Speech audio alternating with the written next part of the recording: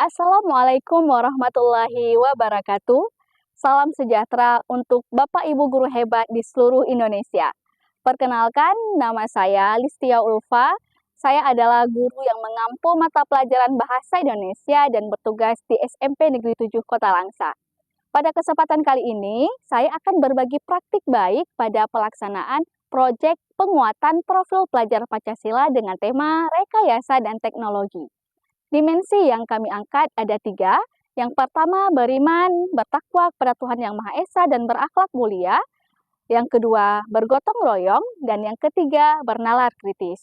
Dari ketiga dimensi tersebut, topik yang kami angkat adalah salam sayang, selamatkan air melalui saringan yang ramah lingkungan.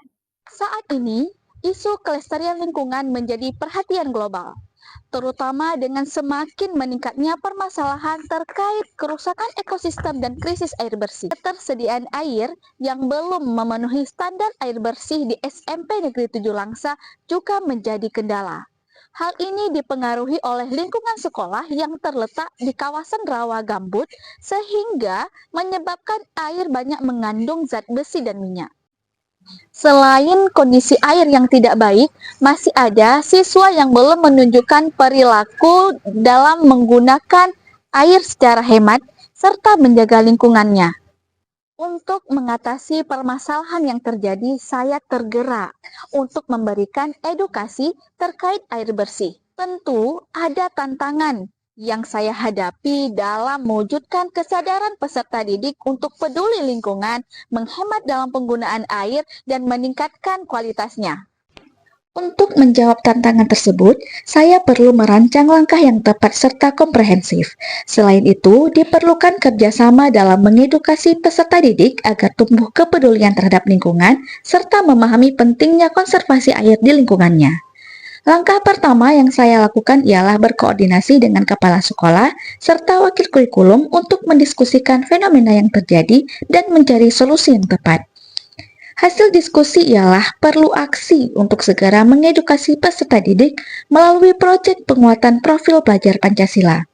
Harapannya, peserta didik mampu memahami keterhubungan ekosistem bumi, melatih daya pikir kritis dan kolaboratif untuk mengatasi permasalahan tersebut. Hasil diskusi bersama kepala sekolah dan wakil kurikulum disampaikan dalam ruang rapat bersama seluruh dewan guru.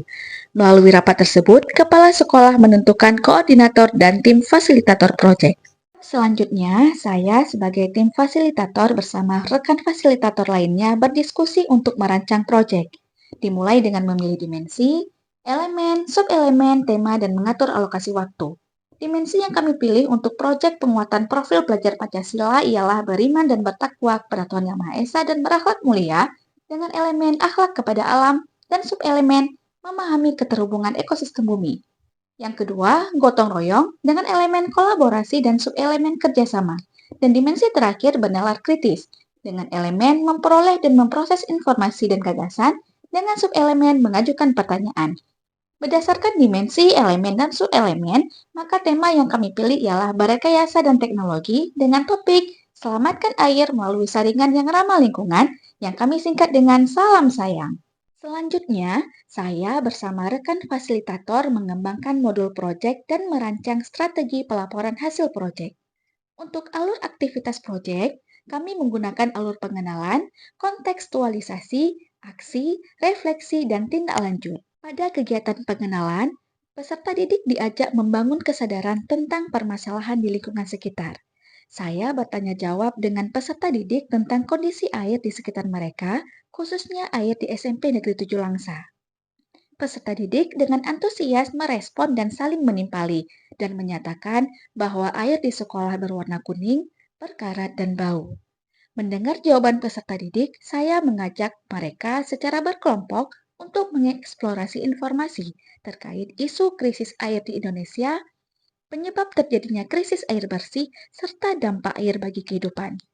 Peserta didik diberikan ruang untuk mengakses informasi dari berbagai sumber dengan berselancar di internet maupun dari buku bacaan yang tersedia di perpustakaan.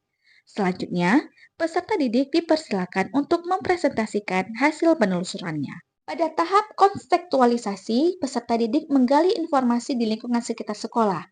Peserta didik diberikan ruang untuk mengamati kondisi air di lingkungan sekitar dan mewawancarai warga, lalu mencatat informasi yang diperoleh. Kemudian, peserta didik diarahkan agar berkumpul di musola untuk menyaksikan tayangan video. Pada sesi ini, peserta didik diarahkan untuk mengaitkan data yang diperoleh dengan informasi yang didapatkan melalui tayangan video. Hasilnya disampaikan oleh peserta didik dalam forum. Masih pada tahap kontekstualisasi, peserta didik diarahkan agar membawa air dari rumah masing-masing untuk menguji pH air menggunakan kertas lakmus. Peserta didik secara berkelompok menguji air yang telah dibawa serta air yang tersedia di sekolah. Dari kegiatan percobaan tersebut, peserta didik menyimpulkan bahwa air yang dibawa dari rumah bersifat netral, sedangkan air dari sekolah bersifat asam. Tidak hanya itu, dalam kegiatan kontekstualisasi, tim fasilitator berkolaborasi dengan orang tua siswa untuk berbagi pengalaman dalam pengelolaan air di sekitarnya.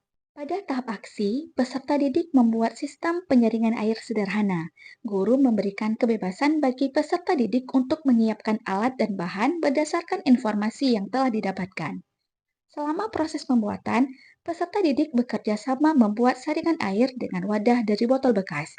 Dari keseluruhan, di setiap kelompok menggunakan bahan alami yang diperoleh siswa dari lingkungan sekitarnya, seperti kerikil, pasir, arang, dan ijo.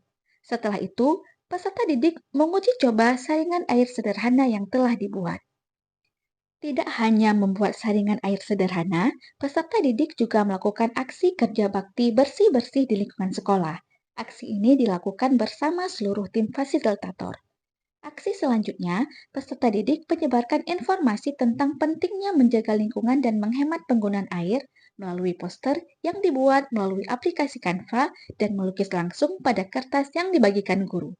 Poster hasil karya peserta didik ditempel di lingkungan sekolah.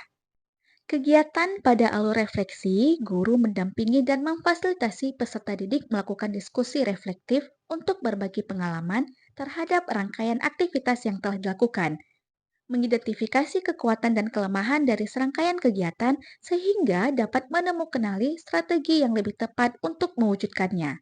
Selanjutnya, peserta didik menulis jurnal pribadi yang menggambarkan pandangan mereka tentang pentingnya menjaga lingkungan yang berdampak pada peningkatan kualitas air, menjaga dan menghemat penggunaannya. Melalui aktivitas tersebut, peserta didik dapat mengeksplorasi pemikiran mereka secara mendalam dan melihat keterhubungan kegiatan yang dilakukan dan dampak bagi alam juga pribadinya, serta menyadari bahwa meningkatkan dan menjaga kualitas air memerlukan upaya yang berkelanjutan dan kerjasama dari berbagai pihak. Pada alur tindak lanjut, peserta didik mendiskusikan langkah-langkah baru untuk memperbaiki kelemahan yang telah ditemukan pada kegiatan sebelumnya. Strategi lanjutan yang diambil peserta didik ialah mengampanyekan aksi peduli lingkungan dan air dengan mengunggah poster yang telah dibuat ke media sosial agar dapat diketahui oleh masyarakat luas. Tidak hanya itu, peserta didik juga menempelkan poster di toilet musola desa Simpangwi. Kemudian, peserta didik membentuk kelompok SAPA, yaitu kelompok Selamatkan Air Peduli Alam yang terdiri dari peserta didik dan guru untuk memantau aktivitas seluruh warga sekolah dalam menjaga lingkungan, menghemat penggunaan air, dan mengelola kualitas air secara berkelanjutan. Kelima kali ini saya belajar, saya menyadari dan menerapkan kebiasaan menghemat air, sehingga kami membuat poster untuk meningkatkan kesadaran masyarakat tentang pentingnya menjaga kualitas air. Melalui proyek penguatan profil pelajar Pancasila, peserta didik tumbuh dan berkembang menjadi pribadi yang peduli dan tanggap terhadap lingkungan. Peserta didik juga mampu berkolaborasi menghasilkan produk rekayasa teknologi sederhana berupa saringan air yang digunakan untuk meningkatkan kualitas air. Tidak hanya itu, peserta didik juga sudah memiliki kesadaran untuk menghemat penggunaan air. Hal ini tertuang melalui perilaku serta kampanye dengan membuat karya berupa poster. Demikian praktik baik saya pada proyek penguatan profil pelajar Pancasila dengan tema rekayasa dan teknologi. Semoga dapat menginspirasi Bapak Ibu guru hebat di seluruh Indonesia. Terima kasih. Wassalamualaikum warahmatullahi wabarakatuh.